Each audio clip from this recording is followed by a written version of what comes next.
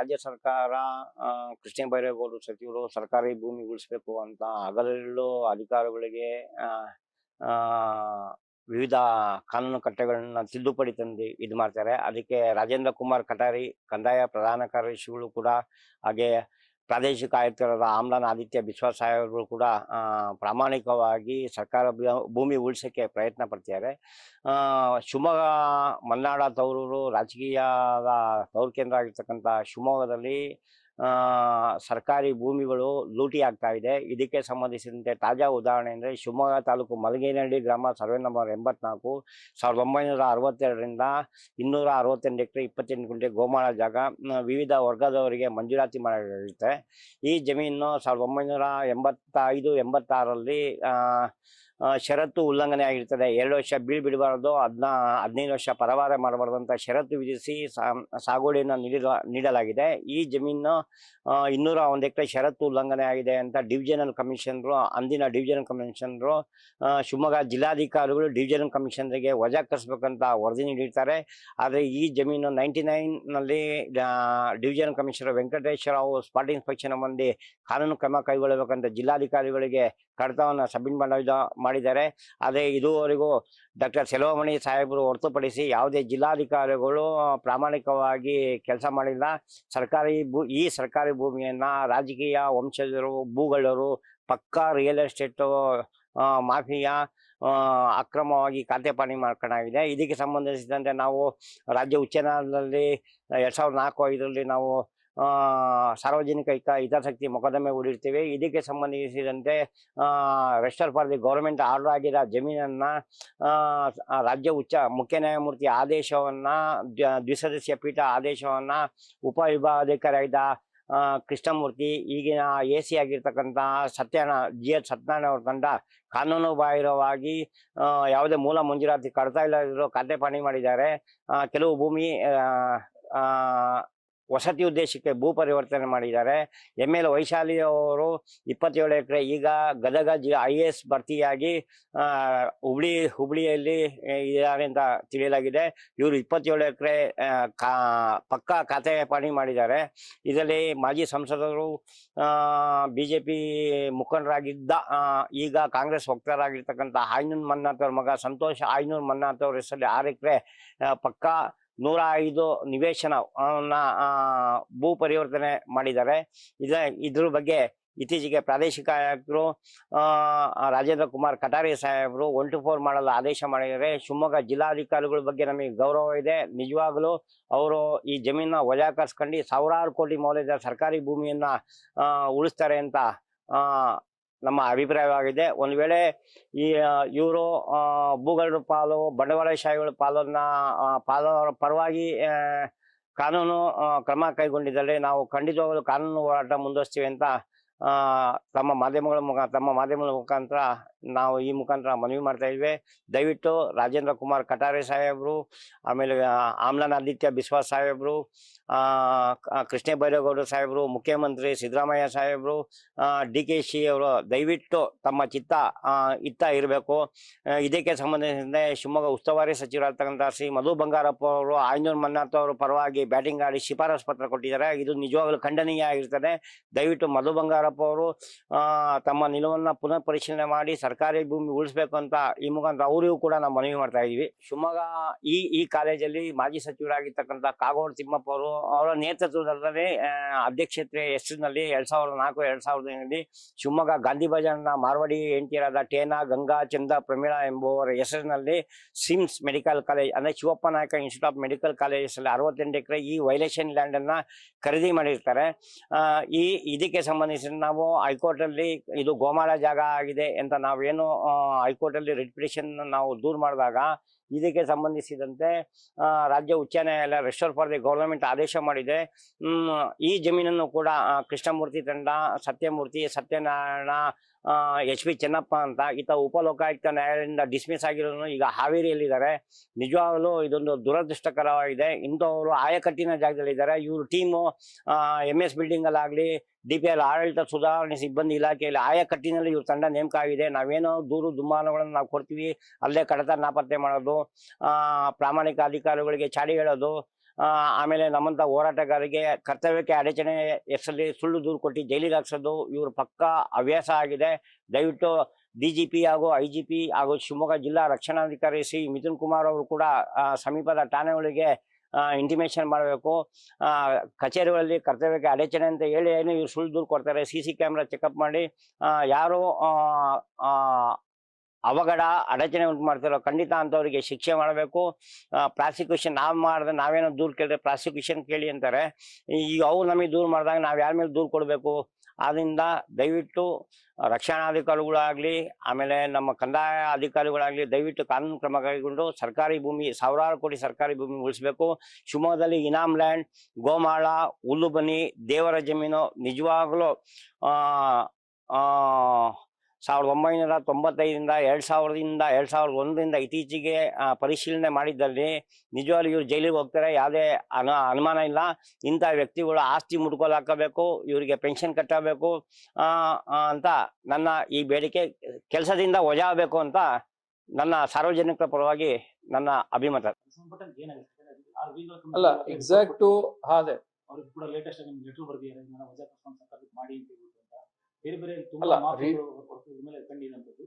ಉಳಿಸೋ ನಿಟ್ಟಿನಲ್ಲಿ ಏನು ಕ್ರಮ ಆಗುತ್ತೆ? ಈಗ ಮಲ್ಗೇನಹಳ್ಳಿ ಸರ್ವೆ ನಂಬರ್ 84 ಅಲ್ಲಿ ನಮಗೆ 84 ಅಂತ ಅನ್ಕೋತೀನಿ ಸರ್ವೆ ನಂಬರ್.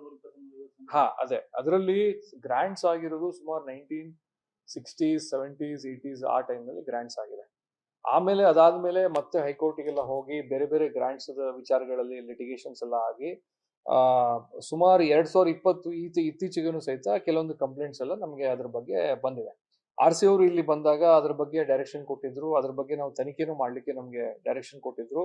ನಮ್ಮ DTA ಪ್ರಿನ್ಸಿಪಲ್ ಆವಾಗಿನ ಒಬ್ರು KS ಅಧಿಕಾರಿಯಿಂದ ಅದನ್ನ ಏನು ಪರಿಶೀಲನೆ ಮಾಡಿ ಒಂದು ಡಿಟೇಲ್ ರಿಪೋರ್ಟ್ ರೆಡಿ ಮಾಡಿ ಅದನ್ನ RC ಅವರಿಗೆ ಕಳಿಸಲಾಗಿತ್ತು. ಅದರಲ್ಲಿ ಸಹಿತ ಅದಾದ್ಮೇಲೂ ಸಹಿತ ಮತ್ತೆ ಅಲ್ಲಿ ಕಂಪ್ಲೇಂಟ್ ಬಂದಿದ್ದಕ್ಕೆ ಇನ್ನೊಂದ್ಸತಿ ಪರಿಶೀಲನೆ ಮಾಡಿ ಅಂತ ಕೊಟ್ಟಿದ್ರು. ಮತ್ತೆ ನಾವು ಪರಿಶೀಲನೆ ಮಾಡಿ ಅವಾಗ ಈಗಿನ ತಹಸೀಲ್ದಾರು ಮತ್ತೆ ನಮ್ಮ EDC ಅವರು ಅದನ್ನ ಪರಿಶೀಲನೆ ಮಾಡಿ ನಮ್ಮ ಲೀಗಲ್ ಅಡ್ವೈಸರ್ ರಿಟೈರ್ಡ್ ಜಡ್ಜ್ ಇದ್ದಾರೆ, ಅವರಿಂದನೂ ಒಂದು ಒಪಿನಿಯನ್ ತಗೊಂಡು ಮತ್ತೆ ನಾವು ವರದಿಯನ್ನ ಕಳಿಸ್ಕೊಟ್ಟಿದ್ವಿ. ಅದಾದ್ಮೇಲೆ ಅವರು ಅದರಲ್ಲಿ ರಿಜಿಸ್ಟ್ರೇಷನ್ ಸ್ಟಾಪ್ ಮಾಡಿ ಅಂತ ಏನು ಡೈರೆಕ್ಷನ್ ಕೊಟ್ಟಿದ್ರು, ಆ ತರ ಅದೇನು ರಿಜಿಸ್ಟ್ರೇಷನ್ ಸ್ಟಾಪ್ ಮಾಡೋದು ಬೇಡ, ಅದು ಮಾಡಿ ಅಂತ ಹೇಳಿ ಒಂಥರ ಅದನ್ನ ಆದೇಶ ಬಂತು. ಎರಡನೇದು, ಯಾರಾದ್ರೂ ಅಧಿಕಾರಿಗಳು ಇದರಲ್ಲಿ ತಪ್ಪೆಸಗಿದ್ರೆ ಅವ್ರ ಮೇಲೆ ಕ್ರಮ ತೆಗೆದುಕೊಳ್ಳಿ ಅಂತಾನು ಸಹಿತ ಅವರು ಹೇಳಿದ್ದಾರೆ. ಅದೇ ಉದ್ದೇಶದ ಮೇಲೆ ನಾನು ಈಗ ತಹಸೀಲ್ದಾರಿಗೆ ಮತ್ತೆ ಒಂದು ಲೆಟರ್ ಬರೆದಿದ್ದೀನಿ. ಯಾವ್ದು ಅಧಿಕಾರಿಗಳು ಅದರಲ್ಲಿ ಇದ್ರು ಭಾಗಿಯಾಗಿದ್ದಾರೆ, ಸಮಸ್ಯೆ ಏನು ಮಿಸ್ಟೇಕ್ ಮಾಡಿದ್ದಾರೆ, ಅವ್ರ ಮೇಲೆ ವರದಿ ಕೊಡಿ ಅಂತ ನಾವು ಆಲ್ರೆಡಿ ಬರೆದಿದ್ದೀವಿ. ಬಟ್ ನಮಗೇನು ಸಮಸ್ಯೆ ಆಗಿದೆ, ಆವಾಗಿನ ಯಾವ್ದು ಮೂಲ ಕಡತಗಳು ನಮಗೆ ಲಭ್ಯ ಆಗ್ತಾ ಇಲ್ಲ. ಯಾವಾಗ ಗ್ರಾಂಟ್ಸ್ ಆಯ್ತು, ಗ್ರಾಂಟ್ ಆಗ್ಬಿಟ್ಟು ಬಹುಶಃ ಮೋರ್ ದೆನ್ 40 years ಆಗಿದೆ. ಮಿಸ್ಟೇಕ್ಸ್ ಗ್ರಾಂಟ್ ಆಗ್ಬೇಕಾದ್ರೆ ಆಗಿದೆಯೋ ಅಥವಾ ಗ್ರಾಂಟ್ ಆದ್ಮೇಲೆ ನೆಕ್ಸ್ಟ್ ಈಗ 40 ಆಗ್ಬೇಕಾದ್ರೆ ಆಗಿದೆಯೋ ಅಥವಾ ಈಗಾಗಲೇ ತಮ್ಗೆ ಗೊತ್ತಿದ್ದಂಗೆ 5, 6, 7 ಟ್ರಾನ್ಸಾಕ್ಷನ್ಸ್ ಆಗ್ಬಿಟ್ಟಿದೆ. ಈಗ ನಾವು 5-6 ಟ್ರಾನ್ಸಾಕ್ಷನ್ಸ್ ಆಗಿ ಕನ್ವರ್ಷನ್ಸ್ ಆಗಿ ಈಗ ಮಾಡ್ಲಿಕ್ಕೆ ನಮಗೆ ಸ್ಟ್ರಾಂಗ್ ರೆಕಾರ್ಡ್ಸ್ ಇಲ್ಲದೆ ಇದ್ರೆ ನಾವು ಅದನ್ನ ಒಂದು ಲಾಜಿಕಲ್ ಎಂಡಿಗೆ ತಗೊಂಡು ಹೋಗಕ್ ಆಗಲ್ಲ. ಅದಕ್ಕೆ ತಹಸೀಲ್ದಾರ್ಸ್ಗೆ ಅವೈಲೇಬಲ್ ರೆಕಾರ್ಡ್ಸ್ ಮೇಲೆ ಯಾರಾದ್ರೂ ಅಧಿಕಾರಿಗಳು ಮಿಸ್ಟೇಕ್ಸ್ ಮಾಡಿದ್ರೆ 5-6 ಅಧಿಕಾರಿಗಳ ಮೇಲೆ ಕಂಪ್ಲೇಂಟು ಮಾಡಿದ್ದಾರೆ. ಒಬ್ರು ಇದ್ರ ಬಗ್ಗೆ ಬಹಳ ಪಾಪ ಅವರು ಅಡ್ಡಾಡ್ತಾ ತುಂಬಾ ದಿವಸದಿಂದ ಅವರು ಪ್ರಯತ್ನ ಪಡ್ತಾ ಇರೋರು, ಬಹಳ ಅವರು ದಾಖಲೆನೂ ಕಲೆಕ್ಟ್ ಮಾಡಿದ್ದಾರೆ, ಅವ್ರ ದಾಖಲೆನೂ ನೋಡಿದೀವಿ, ಅದನ್ನು ಸಹಿತ ರಿಪೋರ್ಟ್ ಮಾಡಿದೀವಿ. ಅವ್ರಿಗೂ ಸಮಸ್ಯೆ ಅಂದ್ರೆ ಕೆಲವೊಂದು ದಾಖಲೆಗಳು ಮೂಲ ದಾಖಲೆ ಸಿಗ್ತಾ ಇರೋದ್ರಿಂದ ನಮ್ಗೆ ಎಲ್ಲಿ ಮಿಸ್ಟೇಕ್ ಆಗಿದೆ, ಎಲ್ಲಿ ವೈಲೇಷನ್ ಆಗಿದೆ, ಗೋಮಾಳ ಜಮೀನು ಏನು ಇಲ್ಲಿಗಲ್ ಆಗಿದೆ ಅನ್ನೋದು ಒಂದು ಸ್ಪಷ್ಟ ಚಿತ್ರಣ ಸಿಗ್ತಾ ಇಲ್ಲ. ಬಟ್ ಇನ್ನೊಂದ್ಸತಿ ನಾವು ಅದನ್ನ ಕನ್ಸಿಡರ್ ಮಾಡ್ಲಿಕ್ಕೆ ನಮ್ಮ ಈಗಿನ ತಹಸೀಲ್ದಾರಿಗೆ ಮತ್ತೆ ಅದನ್ನ ರಿಪೋರ್ಟ್ ಮಾಡಕ್ ಹೇಳಿದೀವಿ. ಅದನ್ನ ಏನಾದ್ರು ಹೊಸ ದಾಖಲೆಗಳು ಸಿಕ್ತೋ ಅಥವಾ ಬೇರೆ ದಾಖಲೆಗಳು ಸಿಕ್ತೋ ಖಂಡಿತ ಅದ್ರ ಮೇಲೆ ಆಕ್ಷನ್ ತಗೊಳ್ತೀವಿ. ಕೈಗಾರಿಕಾ ಘೋಷಣೆ ನೋಟಿಫಿಕೇಶನ್ ಆಗಿದೆ, ನೋಟಿಫಿಕೇಶನ್ ಆಗಿಲ್ಲ, ಪ್ರಸ್ತಾವನೆ ಇತ್ತು ಅಂತ ಹೇಳ್ತಾ ಇದ್ರು. ಬಟ್ ಆ ತರದ್ದು ಯಾವುದೇ ನೋಟಿಫಿಕೇಶನ್ ನಮ್ಮ ಕೈಯಲ್ಲಿ ಇಲ್ಲ. ಆಮೇಲೆ ಇವನ್ ಐ ಥಿಂಕ್ ಒಂದು ಮೆಡಿಕಲ್ ಕಾಲೇಜು ವಿಚಾರಕ್ಕೂ ಏನೋ ನೋಟಿಫಿಕೇಶನ್ ಆಗ್ಬೇಕಿತ್ತು ಅಂತ ಹೇಳಿದ್ರು. ಆಮೇಲೆ ಆವಾಗಿನ RC 1990ರಲ್ಲಿ ಅದನ್ನೇನೋ ವಾಪಸ್ ತಗೊಳ್ಬೇಕು ಅಂತಾನೆ ಹೇಳಿದ್ರು ಮೌಖಿಕವಾಗಿ ಅನ್ನೋದನ್ನು ಅವ್ರ ಪಾಪ ಯಾಕೆ ಹೇಳ್ತಾರೆ. ಬಟ್ ಅದು ಯಾವ್ದಕ್ಕೂ ರೆಕಾರ್ಡ್ಸ್ ಇಲ್ಲ, ಯಾವ್ದು ಪುರಾವೆ ಇಲ್ಲ, ಮತ್ತೆ ಅದು ಒಂದು ತಾರ್ಕಿಕ ಅಂತ್ಯಕ್ಕೆ ಹೋಗಿಲ್ಲ. ನೋಟಿಫಿಕೇಶನ್ ಆಗಿದ್ರೆ ಸಪೋಸ್ ಇಂಡಸ್ಟ್ರಿಗೆ ಅಂತ ನೋಟಿಫಿಕೇಶನ್ ಆಗಿದ್ರೆ ಅಥವಾ ಒಂದು ಮೆಡಿಕಲ್ ಕಾಲೇಜಿಗೆ ಅಂತ ಆಗಿದ್ರೆ ನಮ್ಗೆ ಅದು ಅವಾಗ ಒಂದು ಸಿಕ್ತಿತ್ತು, ಒಂದು ಆಧಾರ ಸಿಕ್ತಿತ್ತು, ಒಂದು ಪುರಾವೆ ಅಥವಾ ಡಾಕ್ಯುಮೆಂಟ್ ಸಿಗ್ತಾ ಇತ್ತು. ಬಟ್ ಆ ತರದ್ದು ಆಗಿಲ್ಲ. ಅದು PTCL ಹೆಸರಿನಲ್ಲಿ ನಕಲಿ ಜಾತಿ ಪ್ರಮಾಣ ಪತ್ರ ಕೊಟ್ಟಿರುವಂತಹ ಪ್ರಕರಣಗಳು ಸಾಕಷ್ಟಾಗಿದೆ. ಮತ್ತೆ ಕೆಲವು ಪ್ರಭಾವಿಗಳು ಲೇಔಟ್ ಕನ್ವರ್ಷನ್ ಕೂಡ ನಾವು ಅದನ್ನು ಆನ್ಸರ್ ಮಾಡಿದೀವಿ. PTCL ಕಾಯ್ದೆ ಅಡಿಯಲ್ಲಿ ಯಾರದೇ ವಾರಸುದಾರರ ಮಕ್ಕಳು ಮೊಮ್ಮಕ್ಕಳು ಅಂತವ್ರು ಇದ್ರೆ ಅವ್ರು ಖಂಡಿತ ಇವತ್ತಿಗೂ ಸಹಿತ ನಮ್ಮ AC ಅಥವಾ DC ಕೋರ್ಟಿಗೆ ಬಂದು ಕೇಸ್ ಹಾಕೋಬಹುದು. ನಮ್ಗೆ ಈ ತರ ನಮ್ಮ ಮೂಲ ವಾರಸುದಾರರ ಪರವಾಗಿ ನಾವು ಬರ್ತಾ ಇದೀವಿ, ಇದು ನಮ್ಗೆ ಮೋಸ ಮಾಡಿ ಇನ್ನೊಂದು ಮಾರಾಟ ಮಾಡಿದ್ದಾರೆ ಅಥವಾ ಅದನ್ನ ಅನ್ಯಾಯ ಆಗಿದೆ ಅಂತ ಹೇಳಿ ಬಂದ್ರೆ ನಾವು ಖಂಡಿತ ಅವ್ರಿಗೆ ನ್ಯಾಯ ಒದಗಿಸ್ಕೊಡಕ್ ಆಗುತ್ತೆ. ಬಟ್ ನಮಗೆ ಸಮಸ್ಯೆ ಏನಾಗ್ತಾ ಇದೆ, ಆತರ ಮೂಲ ವಾರಸುದಾರರ ಮಕ್ಕಳಾಗ್ಲಿ ಸಾಗುವಳಿ ಚೀಟಿಯನ್ನು ತಗೊಂಡು ಆತರ ಯಾರು ಬರ್ತಾ ಇಲ್ಲ. ಈಗ ಅವರು ಪಾಪ ಯಾರು ಅಡ್ಡಾಡ್ತಾ ಇದಾರೆ, ಒಬ್ರು ಯಾರು ಆಕ್ಟಿವಿಸ್ಟ್ ಅನ್ನೋರು ಇದಾರಲ್ಲ, ಬಟ್ ಯಾರು ಆಕ್ಚುಲಿ ಮೂರು ವಾರಸುದಾರರಿದ್ದಾರೆ ಅವರ ಯಾರು ಏನು ಈಗಿನ ಲೀಗಲ್ ಹೇರ್ಸ್ ಬಂದ್ರೆ ಮತ್ತೆ ದಾಖಲೆಗಳನ್ನು ಪ್ರೊಡ್ಯೂಸ್ ಮಾಡಿದ್ರೆ ನಾವು ಖಂಡಿತ ಅವ್ರಿಗೆ ನ್ಯಾಯ ಕೊಡ್ತೀವಿ. PTCL ಕಾಯ್ದೆಯಲ್ಲಿ ಅದಕ್ಕೆ ಅವಕಾಶ ಇದೆ. PTCL ಕಾಯ್ದೆ ಇರೋದೇ ನಮ್ಮ SC/ST ಅವರಿಗೆ ನಾವು ಹಕ್ಕನ್ನ ಕಾಯ್ಬೇಕು ಅನ್ನೋ ಉದ್ದೇಶಕ್ಕೆ ಇರೋದು. ಅವ್ರಿಗೆ ಖಂಡಿತ ನಾವು ಹೆಲ್ಪ್ ಮಾಡ್ಬೋದು. ಮೂಲ ಉದ್ದೇಶ ಷರತ್ತು ಉಲ್ಲಂಘನೆ ಆದ್ಮೇಲೆ ಅದನ್ನ ಬೇರೆ ವಜಾಪಡಿಸಿಕೊಂಡು ಸರ್ಕಾರಕ್ಕೆ ತಗೊಂಡು ಷರತ್ತು ಉಲ್ಲಂಘನೆ ಆಗಿದೆ ಅಂತ ಹೇಳಲಿಕ್ಕೂ ಸಹಿತ ವಿಚಾರಣೆ ನಡಿಬೇಕಾಗಿರುತ್ತೆ. ವಿಚಾರಣೆಯಲ್ಲಿ ಈಗಿನ ಯಾರು ಅನುಭವದಾರರಿದ್ದಾರೆ, ಈಗ ಯಾರ ಖಾತೆ ಇದೆ ಅವ್ರ ಹೆಸರಲ್ಲಿ, ಅವ್ರಿಗೆ ನೋಟಿಸ್ ಕೊಡ್ಬೇಕಾಗತ್ತೆ. ಆಮೇಲೆ ಯಾರು ಕಂಪ್ಲೇಂಟ್ ಮಾಡಿದಾರೆ ಅವರು ಪಾರ್ಟಿ ಮಾಡ್ಬೇಕಾಗತ್ತೆ. ಎರಡೂ ಕಡೆನೂ ಪಾರ್ಟಿ ಮಾಡಿ AC ಕೋರ್ಟ್ ಅಥವಾ DC ಕೋರ್ಟ್ ಅಲ್ಲಿ ನಾವು ವಿಚಾರಣೆ ಮಾಡ್ತೀವಿ. ವಿಚಾರಣೆ ಮಾಡಿ ಗ್ರಾಂಟ್ ಅನ್ನು ವೈಲೇಷನ್ ಮಾಡಿದ್ದಾರೆ, ಸಪೋಸ್ ಈಗ 10 ವರ್ಷದಲ್ಲಿ ಮಾರಾಟ ಅಂದ್ರೆ ಪರಭಾರ ನಿಷೇಧ ಮಾಡಬಾರದಂತ ಇರುತ್ತೆ, ಅಥವಾ ಗೌರ್ಮೆಂಟ್ ಇಂದ ಪರ್ಮಿಷನ್ ತಗೊಂಡು ಮಾರಾಟ ಮಾಡ್ಬೇಕಂತ ಇರುತ್ತೆ. ಅದರಲ್ಲಿ ಯಾವುದೇ ಕಂಡೀಷನ್ ವೈಲೇಷನ್ ಆದ್ರೂ ಸಹಿತ ನಾನು ಬೇಕಾದ್ರೆ ಅದನ್ನ ಸರ್ಕಾರ ಅಂತ ಮಾಡ್ಲಿಕ್ಕೆ ನನಗೆ ಪವರ್ಸ್ ಇದೆ, ಅಂದ್ರೆ DC AC ಗೆ ಪವರ್ಸ್ ಇದೆ. ಸೊ ಅದನ್ನ ಎಕ್ಸರ್ಸೈಸ್ ಮಾಡ್ಲಿಕ್ಕೆ ವಿಚಾರಣೆ ಆಗ್ಬೇಕು. ಸೊ PTCL ಆಕ್ಟ್ ಅಂಡರ್ ಅಲ್ಲಿ ಅವರು ರಿಲೆವೆಂಟ್ ಸೆಕ್ಷನ್ ಅಲ್ಲಿ ಅಪೀಲ್ ಬಂದ್ರೆ ಖಂಡಿತ ಅದನ್ನ ನಾವು ಗಂಭೀರವಾಗಿ ತೆಗೆದುಕೊಳ್ಳಕ್ಕಾಗುತ್ತೆ.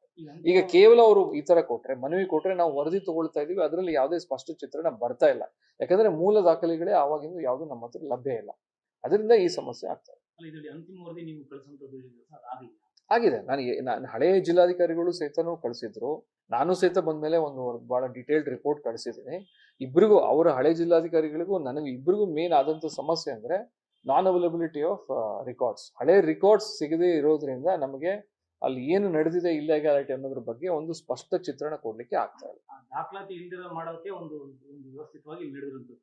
ನಾವೆಲ್ಲವೂ ಪರ್ಮನೆಂಟ್ ಆಗಿ ಅವೆಲ್ಲ ಪರ್ಮನೆಂಟ್ ಇರಬೇಕಾದಂತ ದಾಖಲಾತಿ, ಶಾಶ್ವತ ದಾಖಲಾತಿ. ಆ ದಾಖಲಾತಿಗಳು ಇಲ್ದಿರಂಗೆ ಮಾಡೋದಕ್ಕೆ ಒಂದು ವ್ಯವಸ್ಥಿತವಾಗಿ ಜಾಲಕ್ಕೆ ಅಲ್ಲ, ಅದು ಯಾವಾಗ ಹಿಂಗೆ ಮಿಸ್ ಆಗಿದೆ, ಯಾವಾಗ ಇದಾಗಿದೆ ಅನ್ನೋದು ನಮ್ಗೆ ಮಾಹಿತಿ ಸಿಗ್ತಾ ಇಲ್ಲ. ಅದಕ್ಕೂ ಸಹಿತ ನಾವು ಒಂದು ತನಿಖೆ ಮಾಡಿದೀವಿ. ನಮ್ಮ ಹಳೆ ತಹಸೀಲ್ದಾರ್ ಹತ್ರ ಈಗಿನ ತಹಸೀಲ್ದಾರ್ ಹತ್ರನು ಹೇಳಿದ್ವಿ ನಾವು. ಅಂದ್ರೆ ಒಂದು ಆರ್ಡರ್ ಕೊಟ್ಟಿದೀವಿ, ವರದಿ ಕೊಡಿ, ಅದು ಯಾವಾಗ ಮಿಸ್ ಆಯ್ತು, ಯಾರು ಅದಕ್ಕೆ ರೆಸ್ಪಾನ್ಸಿಬಲ್, ಅದನ್ನು ಸಹಿತ ಪಿನ್ ಪಾಯಿಂಟ್ ಮಾಡಕ್ಕೆ ಆಗ್ತಾ ಇಲ್ಲ. ಬಹಳ ವರ್ಷದಿಂದಾನೇ 10-15 ವರ್ಷದಿಂದಾನೇ ಅದು ಇಲ್ಲ ಅಂತ ಹೇಳಿ ಮಾಹಿತಿ ಬರ್ತಾ ಇದೆ. ಅಟ್ಲೀಸ್ಟ್ ಯಾರು ಮಾಡಿದಾರೆ ಅಂತಂದ್ರೆ ಅವ್ರ ಮೇಲೆ FIR ಮಾಡಿ ಅವ್ರ ಮೇಲೆ ಆಕ್ಷನ್ ತಗೊಳ್ಳಿಕ್ಕೆ ನಮ್ಗೆ ಈಸಿ ಆಗುತ್ತೆ. ಈಗ ರಿಟೈರ್ ಆದ್ರೂ ಸಹಿತ ಬೇಕಾದ್ರೆ ಅವ್ರ ಮೇಲೆ FIR ಮಾಡ್ಬೋದು. ಬಟ್ ಯಾರು ಈ ಟೈಮ್ ನಲ್ಲಿ ಹಿಂಗಾಗಿದೆ, ಮಿಸ್ ಆಗಿದೆ ಅನ್ನೋದು ನಮ್ಗೆ ಮಾಹಿತಿ ಸಿಗ್ತಾ ಇದೆ. That is a problem. ಈಗ ಸಂಬಂಧಪಟ್ಟ ಟ್ರಾನ್ಸಾಕ್ಷನ್ಸ್ ನಡೀತಾ ಇದೆ ಸರ್, ಜಮೀನು ನೋಂದಣಿ ಆಗುವಂತದ್ದು, ಕನ್ವರ್ಷನ್, ಅದಕ್ಕೆ ತಡೆ ಕೊಡುವಂತ. ಅದಕ್ಕೆ ನಾವು RC ಅವರಿಗೆ ಅದ್ರ ಬಗ್ಗೆ ನಾವು ನಿರ್ದೇಶನಕ್ಕೆ ಬರೆದಿದ್ವಿ. ಈ ತರ ರಿಜಿಸ್ಟ್ರೇಷನ್ ಆಕ್ಟ್ ಅಲ್ಲಿ ನಾವು ಸ್ಟಾಪ್ ಮಾಡ್ಬೇಕು ಅಂದ್ರೆ ಸ್ಟಾಪ್ ಮಾಡಿದ್ವಿ. 1 ವರ್ಷ ಅವ್ರು ಹೇಳಿದ್ದಕ್ಕೆ ಅಂತಾನೆ ಸ್ಟಾಪ್ ಮಾಡಿದ್ವಿ. ಬಟ್ ಹಳೆ DC ಇಂದ ನಾವು ನಡ್ಕೊಂಡ್ ಬಂದಿತ್ತು. ಈಗಿನ ರೀಸೆಂಟ್ ಆಗಿ ನಾವು ವರದಿ ಕೊಟ್ಮೇಲೆ ಟ್ರಾನ್ಸಾಕ್ಷನ್ ಮಾಡೋದು, ರಿಜಿಸ್ಟ್ರೇಷನ್ ಮಾಡೋದ್ರ ಬಗ್ಗೆ ಏನ್ ಮಾಡ್ಬೋದು ಅಂತ ನಾವು ಅವ್ರಿಗೆ ರಿಕ್ವೆಸ್ಟ್ ಕೊಟ್ಟಿದ್ವಿ. ಅವ್ರು ಹೇಳೋ ಪ್ರಕಾರ ಅಂದ್ರೆ ರಿಜಿಸ್ಟ್ರೇಷನ್ ಆಕ್ಟ್ ಅಂಡರ್ಲಿ ನೀವು ನಿಲ್ಸಿ ಅಂತ ನಾವೆಲ್ಲೂ ಡೈರೆಕ್ಷನ್ ಕೊಟ್ಟಿಲ್ಲ. ಅದು ಏನಿದೆ ಅದನ್ನ ನಡಿಬೇಕಾಗತ್ತೆ ಅಂತ ಅವರು ನಮ್ಗೆ ಹೇಳಿದ್ದಾರೆ. ಸೊ ರಿಜಿಸ್ಟ್ರೇಷನ್ ಆಕ್ಟ್ ಅಂಡರ್ ಅಲ್ಲಿ ನಾವು ಸೇಲ್ ಅನ್ನ ಸ್ಟಾಪ್ ಮಾಡ್ಲಿಕ್ಕೆ ರೆವಿನ್ಯೂ ಅಥಾರಿಟೀಸ್ ನಮಗೆ ಪವರ್ಸ್ ಇಲ್ಲ. Unless there is a direction from government or honourable courts, ಅವಾಗ ನಾವು ಅದನ್ನು ಸ್ಟಾಪ್ ಮಾಡ್ಲಿಕ್ಕಾಗತ್ತೆ ಅಂತಾನೆ ಅದು ನಾವು ಡಿಸಿಷನ್ ತಗೊಂಡಿದೀವಿ. ಅಲ್ಲಿಗೆ ನಾವು ಏನ್ ಮಾಡಕ್ಕಾಗಲ್ಲ. ಸೂಕ್ತ ಪುರಾವೆಗಳು ಸಿಕ್ಕರೆ ಸರ್ಕಾರದಿಂದ ಅಥವಾ ಕೋರ್ಟಿಂದ ಡೈರೆಕ್ಷನ್ ಅದನ್ನ ಸ್ಟಾಪ್ ಮಾಡಿ ಅಂತ ಬಂದ್ರೆ ಖಂಡಿತ ಸ್ಟಾಪ್ ಮಾಡ್ತೀವಿ. ಪ್ರಭಾವಿಗಳು ಸೇರ್ಕೊಂಡು ಲೇಔಟ್ ಮಾಡಿ ಅವ್ರ ಕನ್ವರ್ಷನ್ಗೆ ತಗೊಂಡಿರುವಂತದ್ದು, ಅವ್ರು ಏನ್ ಮೂಲ ದಾಖಲಾತಿ ಅಂದ್ರೆ ಮೂಲ ವಾರದಾರ ಇಲ್ಲದ್ರೆ ಬೇರೆಯವ್ರ ತಗೊಂಡು ಮಾಡ್ಕೊಂಡಿರೋದು ಎಕರೆಗಟ್ಟಲೆ ಕನ್ವರ್ಷನ್ ಆಗ್ತದೆ. ಅಲ್ಲ, ಖಂಡಿತ ಆತರ ಆಪಾದನೆ ಖಂಡಿತ ಇದೆ. ಅದನ್ನ ಸ್ಟಾಪ್ ಮಾಡ್ಬೇಕಂತ ನಮಗೆ ಬಹಳ ಉದ್ದೇಶ ಇದೆ. ಬಟ್ ಅದಕ್ಕೆ ಸೂಕ್ತವಾದ ದಾಖಲೆಗಳು, ಪುರಾವೆಗಳು ಇಲ್ಲದೆ ಇದ್ರೆ ನಾವು ಅದನ್ನ ಮಾಡ್ಲಿಕ್ಕೆ ಆಗಲ್ಲ. ಮಾಡಿ 2 ಸತಿ ಆಲ್ರೆಡಿ ಮಾಡಿದೀವಿ. 3ನೇ ಸತಿ ನಾನು ಮತ್ತೆ ಸ್ಟಾರ್ಟ್ ಮಾಡಿದ್ದೀನಿ. RC ಅವರ ಒಂದು ಡೈರೆಕ್ಷನ್ ಮೇಲೆ ಇನ್ನೊಂದ್ಸತಿ ನಾನು ಮತ್ತೆ ಸ್ಟಾರ್ಟ್ ಮಾಡಿದ್ದೀನಿ. ಫ್ರೆಶ್ ಐಸ್, ಫ್ರೆಶ್ ಇನ್ನೊಂದು ಔಟ್ಲುಕ್ ಇಂದ ಮತ್ತೆ ಟ್ರೈ ಮಾಡಿ, ಇನ್ನೊಬ್ರು ಹೊಸ ತಹಸೀಲ್ದಾರ್ ಈಗಿದ್ದಾರೆ, ಅವ್ರ ಕಡೆಯಿಂದನೂ ಟ್ರೈ ಮಾಡೋಣ ಅಂತೇಳಿ ಮಾಡಿಸ್ತಾ ಇದ್ದೀವಿ. ಅವರಿಂದ ಫಸ್ಟ್ ಒಂದು ಪ್ರಿಲಿಮಿನರಿ ವರದಿ ಬಂದ್ಮೇಲೆ ಒಂದು EDC ಅಥವಾ ಇನ್ನೊಬ್ಬರು ಸೀನಿಯರ್ ಆಫೀಸರ್ಸ್ ಇಂದ ನಾವು ಮತ್ತೆ ಅದನ್ನ ಕಂಪ್ಲೀಟ್ ಒಂದು ಎಲ್ಲ ರೆಕಾರ್ಡ್ಸ್ ತಗೊಂಡು ವರದಿ ಮಾಡ್ತೀವಿ.